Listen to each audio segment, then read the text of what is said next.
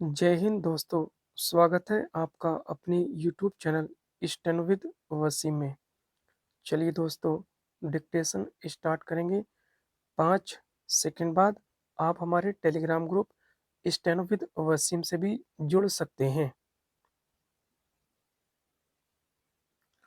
Ready, start. महोदय, आज समस्याओं की कमी नहीं है, महंगाई है और सब तरफ से यह मांग भी है कि वेतन बढ़े। आपको मालूम है कि यह एक ऐसी समस्या है जो केवल हमारे देश की ही नहीं, लगभग सारी दुनिया की है। होता यह है कि उत्पादन होने पर मांग बढ़ती है और इससे महंगाई बढ़ती और चीजें भी बढ़ती हैं और घूम फिर कर फिर महंगाई बढ़ती है।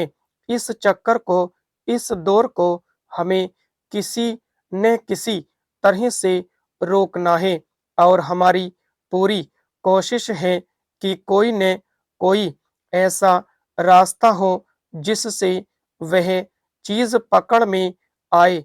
लेकिन यह तब हो सकता है जब हम में से हर एक मिलकर इसके लिए तैयार हो, हर एक व्यक्ति तैयार हो, सबके लिए त्याग करने को, जैसी जिसकी हैसियत हो उसके अनुसार वह कुछ न कुछ करने को, कुछ न कुछ कम उपयोग करने को, कम खरीदने को तैयार हो, तभी यह चीज पकड़ में आ सकती है। मुझे मालूम है कि यह सरल नहीं है। जब महंगाई बढ़ती है तो चीजों के दाम बढ़ते हैं और उसका सबसे ज्यादा बोझ हमारे गरीब भाई बहनों पर पड़ता है। मेरी उनके साथ पूरी सहानुभूति है। बड़ी गंभीरता से इस प्रश्न पर हमें विचार करना है कि हम इसमें से कैसे निकले। मुझे मालूम है कि सब यही चाहते हैं कि उनका वेतन बढ़े, बल्कि यह उनकी चिंता है कि उस वेतन से खरीद क्या सकते हैं, अपनी आवश्यकताएं पूरी कर सकते हैं कि नहीं। तो यह रास्ता ढूंढना है कि वे आवश्यकताएं उनको मिले। आज भारत के पास साधनों की कमी है। यह सोचना है कि उन साधनों को कैसे बढ़ा सकते हैं। अगर कठिनाइयां सहकर हम उन साधनों को बढ़ा सकते हैं तो शीघ्र ही कठिनाइयां सबकी दूर हो सकती हैं।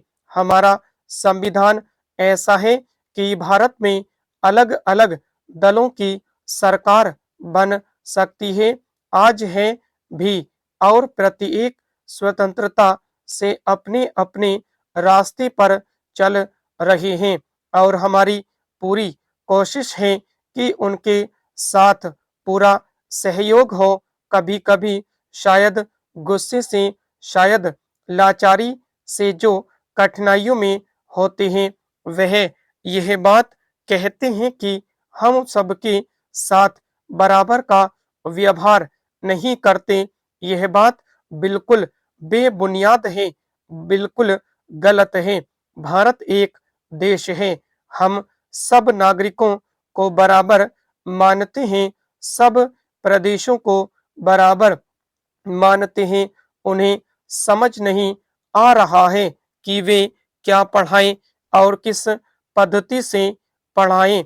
प्रयोगों के इस बेतुके सिलसिले में एक प्रदेश की राज्य सरकार ने नकल रोकने के लिए अध्यादेश जारी कर छात्रों को चोरों, गृहकटों की कतार में बिठा दिया, तो दूसरी पार्टी ने इसे राजनीतिक रंग देकर सत्ता लाभ लिया।